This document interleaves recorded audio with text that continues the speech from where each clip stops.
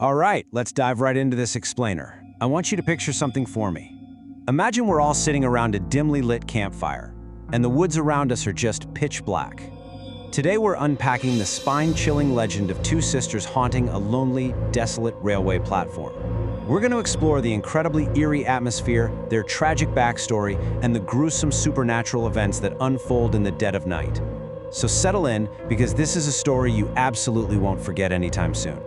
Picture the scene. It's exactly 3 a.m. A solitary, flickering station lamp is barely cutting through these deep, dark shadows. There's this suffocating, complete silence across the entire platform, only broken by the sound of aggressively howling winds. Suddenly, a night train rolls in. The carriages are packed with passengers, but here's the weird part. Nobody moves. Literally not a single person steps off the train.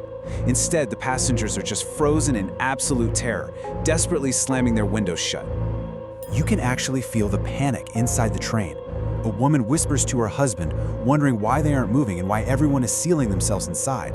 That's when an old man creeps up to a confused couple and whispers, his voice totally trembling, "Keep quiet, close your windows if you value your lives, the two witches are out there."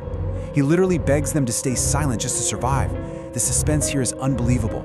It builds a suffocating sense of dread before we even see what's lurking outside. Meanwhile, down in the VIP compartment, there's a family traveling from Nainital to Saharanpur. With them is this naive young guy named Raghav. He looks out at the empty platform, remarking that he has never seen a station so completely dead. The only figures moving out there are a trash collector and a tea seller.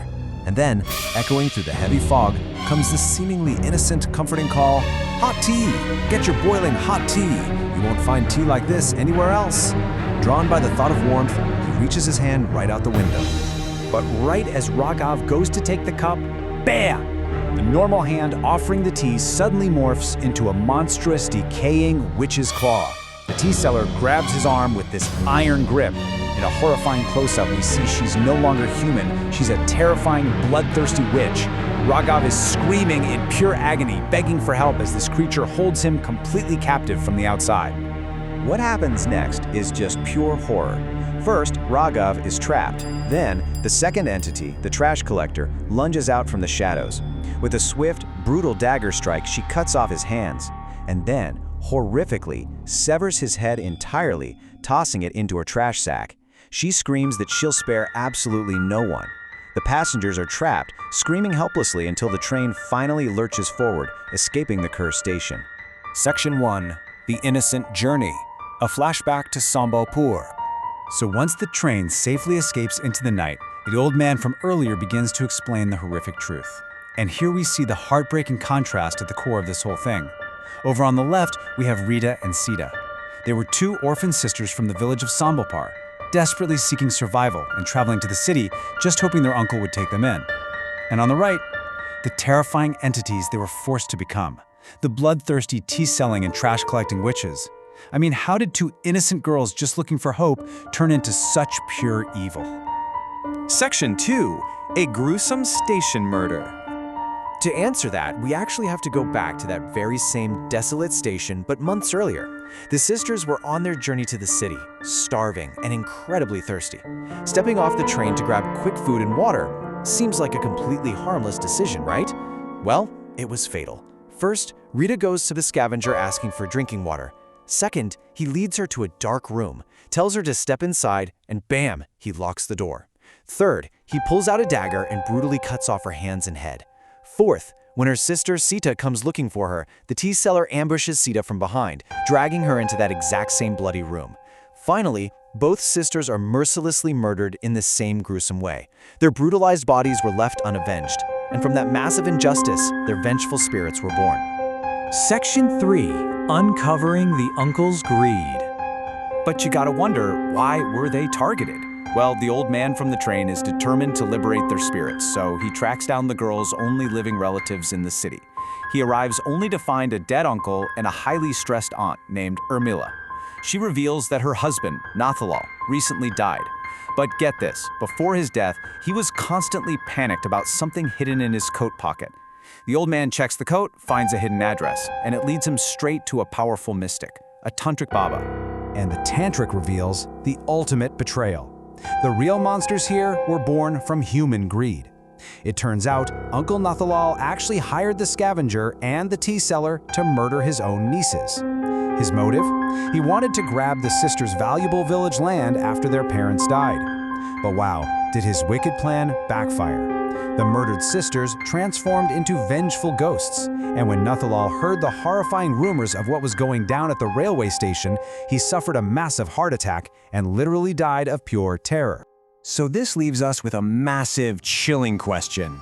Will the sisters ever find peace? Or will they just haunt the midnight station forever, slaughtering innocent passengers in their endless wrath? We know the truth now, but the spirits are still trapped in this awful cycle of violence. To end it, the old man and the tantric have to face the entities head-on. Section 4. The Final Liberation. So the old man and the tantric wait at the haunted platform until exactly 3 a.m. The howling winds return, the atmosphere is thick with danger, and then the two horrifying witches materialize right out of the darkness, laughing maniacally. They immediately threaten the men, screaming, "Leave! This station is ours! We will kill everyone!" The energy here is off the charts. They are entirely consumed by demonic rage. But instead of running away, the tantric stands his ground. He calmly tells them they're blinding themselves with rage, killing innocents while totally ignoring the real architect of their misery. And then he drops the bombshell. Their own uncle orchestrated their brutal murders. To prove it, the Tantric Baba uses his powers to magically summon the spirit of Uncle Nathalal himself. The wretched, trembling soul of the uncle appears right before the monstrous witches. He begs them, "Daughters, please forgive me. I made a grave mistake. I deeply regret my sins." This is a huge emotional turning point. The very man who betrayed them for land is now begging for their mercy in the afterlife. Hearing this confession breaks the spell of their blind rage. The sisters come to this totally heartbreaking realization, saying, "Sometimes our own family betrays us."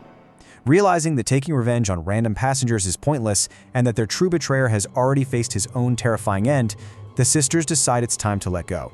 They look at the tantric and say, "We want liberation." The tantric immediately acts. He sprinkles holy water over the two witches, and instantly, flames erupt. A bright, purifying fire completely cuts through the darkness of the desolate station. The horrific faces of the decaying monsters burn away, turning into ash. And finally, the tormented souls of Reeta and Seeta are liberated, finding the peace they were so violently denied in life. The flames fade, and that howling wind finally stops. The desolate station is quiet once again. But as we wrap up this explainer, I really want to leave you with a provocative thought. Who is the real monster here? Is it the terrifying ghost lurking in the dark? Or is it the human greed hiding right within our own family? It's a chilling reminder that sometimes the absolute most horrific evils originate from the most familiar places. Thank you so much for joining me on this visual journey. And as always, stay curious.